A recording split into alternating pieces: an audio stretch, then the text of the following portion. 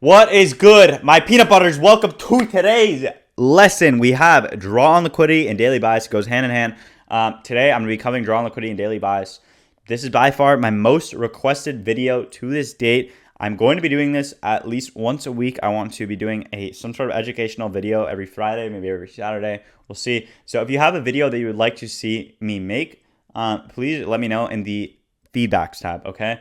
I am constantly looking to give you guys more sauce because there's times where I feel like I'm not giving you guys enough information and education.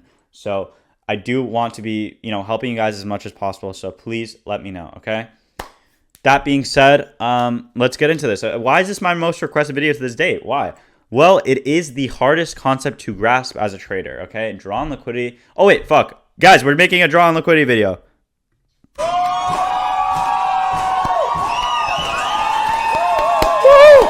Okay, I forgot to do that. But, oh, fuck, that was horrible. Anyways, this is my most requested video because it is the hardest concept to grasp as a trader, right? Finding narrative, finding where the market is actually going to go towards. You can talk about entry models all day. You can learn an entry model in 20 minutes. Your mechanical model, my discretionary model, you can learn that really easily, right? But finding out exactly where the market is drawing towards actually will help you tremendously, and it is a necessary aspect of your trading when you need to be applying these entry models. You can't just apply an entry model without draw on liquidity, right? You will be completely lost, right? Which is why I think it's necessary for me to be making this video. That being said, and to preface this video, this draw on liquidity you will not get in 20 minutes and however long this video is going to be. You're not going to be getting it in just this video, okay? It's a lot of screen time. It's a lot of watching the markets, right?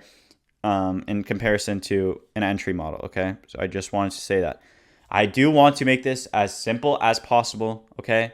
I am pretty excited to make this video because I do think that there's a lot of shit on the internet of people, trying to overcomplicate it when it really is pretty simple, okay? So let's get into this. There is a bird outside of my window that keeps yapping. All right, so I have three sections of this video that I want to go over. Number one is just a very simple rundown of how the market moves.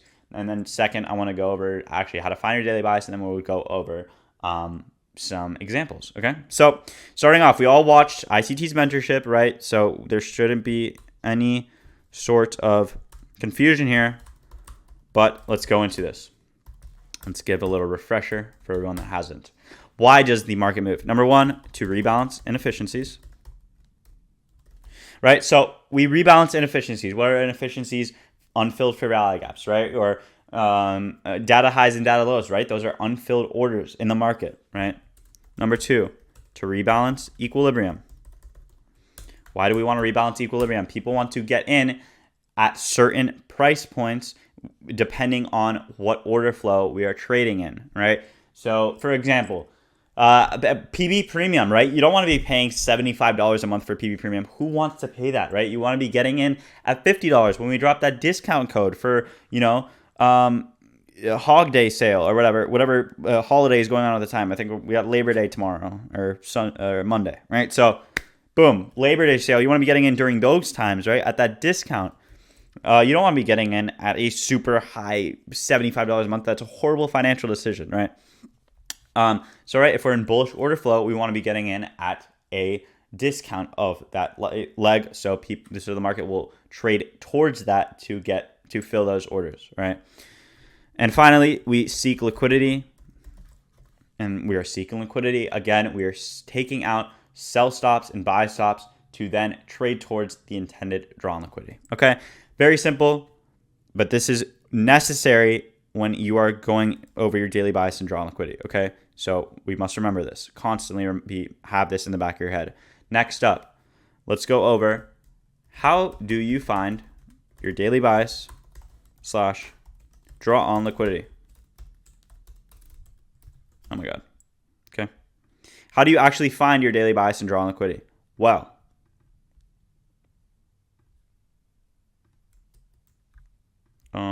hello? Okay, anyways, we'll just do this. Number one, see if we are delivering from sell side or buy side. And number 2, see if we are respecting or disrespecting PD arrays. Okay. Oh my God, Blake, I have no idea what's going on. Calm down, little Timmy. Let me show you. Okay. So let's go over this in a little chart form. Okay. Let's say, for example, we have just swept sell side liquidity, right? We just swept sell side liquidity. And now we have a bullish PD array. Okay. If we are going to be bullish, I would like to see this get respected, right? This got disrespected, right? There was probably some sort of bearish PD array here. This got disrespected. Nice. So now I want to see this bullish breaker block, this unicorn model, right? This is a breaker block. Let's say we have a fair value gap here in 1. I would like to see this get respected and then form some lower time frame structure of bearish PD arrays getting disrespected for then the next drawn liquidity to be this recent high and potentially the external high that we're trading towards, okay? Now for a bearish example, let's say we are we just swept buy side liquidity, and same thing here. And let's say here we have some sort of fair value gap. I would like to see this fair value gap get traded through to then have my drawn liquidity be this recent low and potentially these lows lower, right? And have this bearish PD array here get respected. All right. So that is that. Seems really easy, right? Very hard to do every single day, right? But let's go into now some examples. I want to show you guys some examples in a chart form, okay? I want you guys to be always looking back at my at the daily buys. If you guys are struggling with daily buys and drawing liquidity again, look at the daily buys and just look at what I'm saying, okay? So here for today, bullish buys coming in the morning. We swept 4-hour liquidity and we're delivering from this 4-hour BISI, inverting this bearish gap. Respecting bullish, disrespecting bearish, all right? Targets being previous day high and potentially equal highs. Not expecting good action, whatever. Okay, what are we doing here? We've just swept sell side liquidity, okay? So we are delivering from sell side, right? Right? Delivering from sell side. And we are disrespecting bearish PD arrays, meaning what? The next recent high is most likely this high and these equal highs here. All right? So let's use everything here, okay? So first off, why is the market moving? In this example, we're moving to seek liquidity, right? To seek this liquidity here. And then here, we are delivering from sell side and we're disrespecting bearish PD arrays, okay? And what happens is we traded and we delivered towards that buy side liquidity and towards that what's it called? Order block right there. Okay? That's example number 1. Let's go into example number 2. Bullish buys coming in the morning. We have an SMT with previous day low, and I'm looking to see us trading to equilibrium of the hourly range up into this 15-minute SIBI. From there, that gap is my condition. If violated and there's displacement through OTE of the range, I'll look to take longs towards London highs. If respected and we form lower time frame confirmation, I'll look to take shorts targeting the recent low. Okay, so a lot of jibber jabber shit said there. I just said jibber jabber. Yes, please don't flame me. Right? We have an SMT at this low, right? So we are delivering from sell side liquidity, right? ES took out this low, right? So what are we doing? We're delivering from sell side. Why is the market moving, right?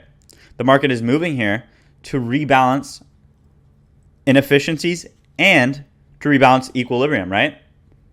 So 2 and 1 here. And if this PD right here, and again, guys, you have to be constantly setting yourself conditions, all right? I see all the time people going into given trading sessions and not setting themselves conditions. You have to be setting yourself conditions or else you are going to be completely lost, all right? So here, this is going to be a condition, right? So right now, I'm bullish.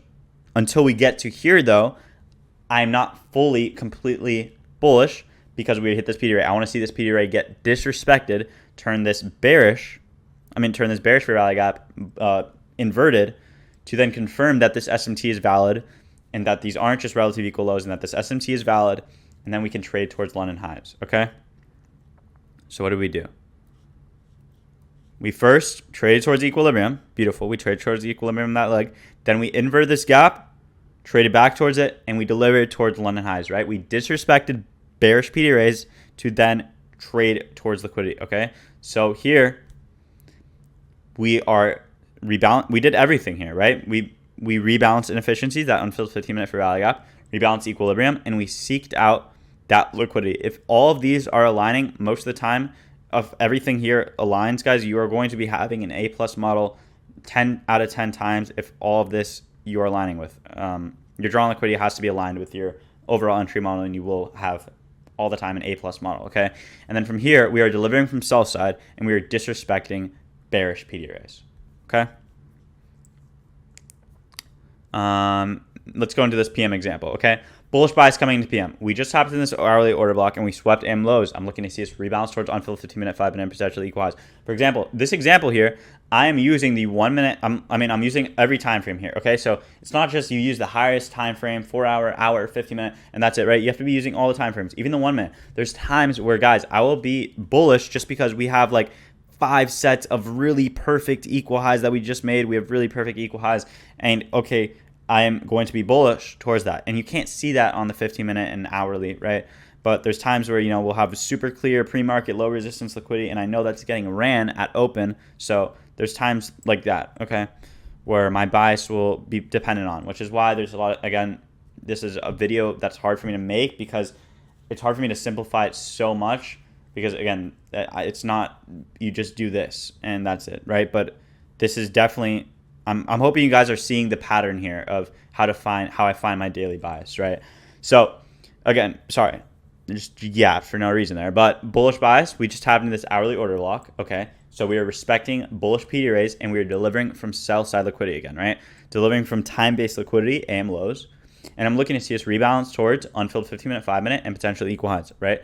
So example here, what are we doing? We are delivering from sell side. We are respecting bullish PD arrays. And why is the market moving here?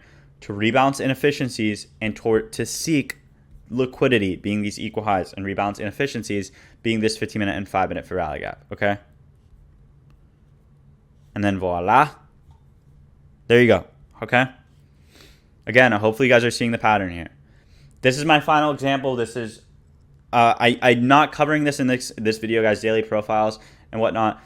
But there's times where we'll have, I'll just cover this really quickly, but like seek and destroy conditions, right? So daily bias can be dependent on seek and destroy conditions or daily profiles. For example, we'll have a continuation model.